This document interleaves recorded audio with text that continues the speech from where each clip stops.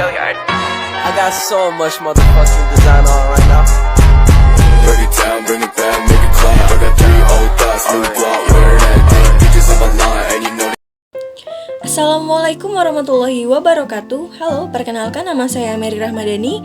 Saya adalah mahasiswa baru dari Institut Teknologi Kota Pagar Alam di program studi kesejahteraan sosial. Tujuan saya membuat video ini adalah untuk menyelesaikan tugas dari mata kuliah Community Organization. Baiklah, pada video kali ini saya akan menjelaskan materi tentang apa itu perilaku organisasi. Perilaku organisasi.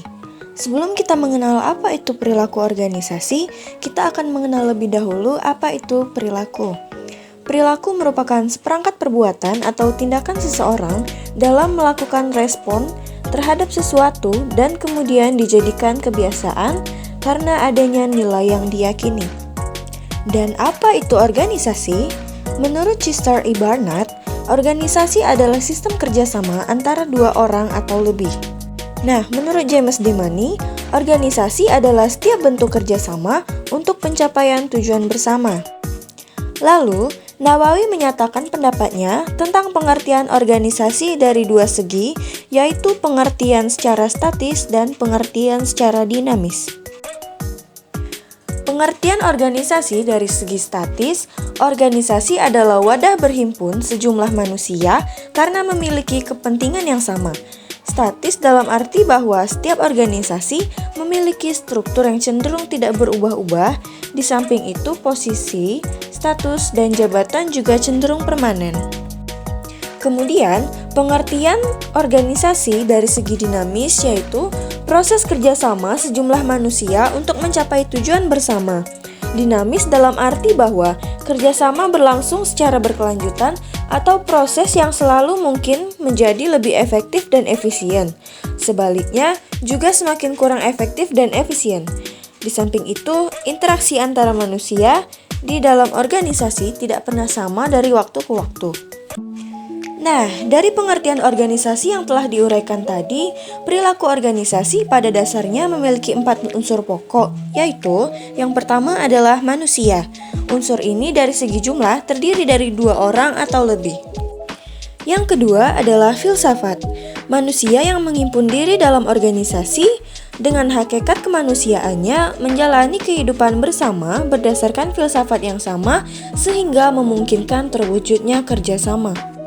Yang ketiga yaitu proses. Organisasi sebagai perwujudan interaksi antara manusia yang menghasilkan kerjasama tidak pernah berhenti selama manusia berhimpun di dalamnya. Dan yang terakhir adalah tujuan. Organisasi didirikan manusia adalah karena kesamaan kepentingan, baik dalam rangka mewujudkan hakikat kemanusiaannya maupun secara berkelanjutan untuk memenuhi kebutuhannya. Selanjutnya, kita akan membahas tentang pentingnya mempelajari perilaku organisasi. Perilaku organisasi adalah sesuatu studi yang menyangkut aspek-aspek tingkah laku manusia dalam suatu organisasi atau suatu kelompok tertentu. Ia meliputi aspek yang ditimbulkan dari pengaruh organisasi terhadap manusia, demikian pula aspek yang ditimbulkan dari pengaruh manusia terhadap organisasi. Dari Gito Sudarmo memberikan definisi bahwa perilaku keorganisasian adalah bidang ilmu yang mempelajari tentang interaksi manusia dalam organisasi yang meliputi studi secara sistematis tentang perilaku, struktur, dan proses di dalam organisasi. Nah, yang kemudian adalah tujuan mempelajari perilaku organisasi. Perilaku organisasi bertujuan untuk menjelaskan, memprediksi, dan mempengaruhi perilaku. Manajer harus mampu menjelaskan mengapa karyawan melakukan perilaku tertentu, memprediksi bagaimana karyawan akan menanggapi berbagai tindakan dan keputusan, dan mempengaruhi perilaku karyawan tersebut.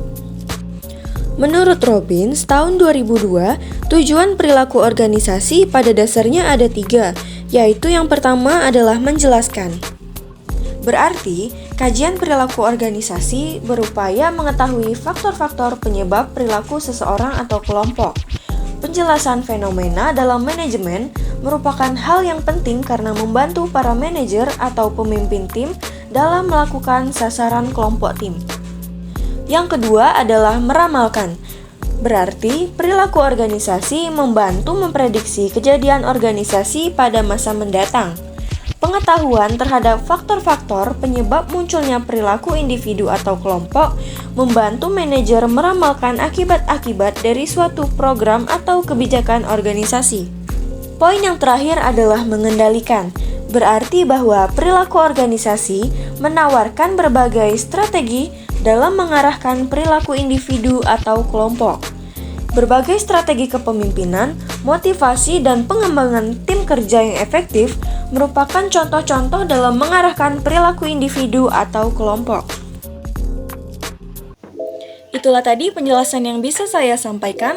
Terima kasih kepada Rektor Institut Teknologi Kota Pagar Alam yaitu Ibu Asmina MMM.Com, Kaprodi Kesejahteraan Sosial yaitu Ibu Wita Haryani SOS MAP, dan juga dosen pengampu mata kuliah Community Organization Bapak Merianto SOS MSOS.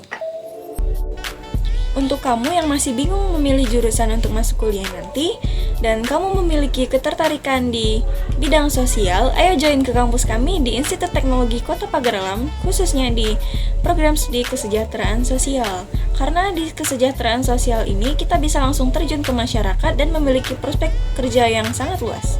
Tentunya, jika kamu masuk ke jurusan kesejahteraan sosial, berarti kamu sudah siap menjadi bagian dari calon pekerja sosial. Ayo kuliah di ITPA. Sekian dari saya. Wassalamualaikum warahmatullahi wabarakatuh.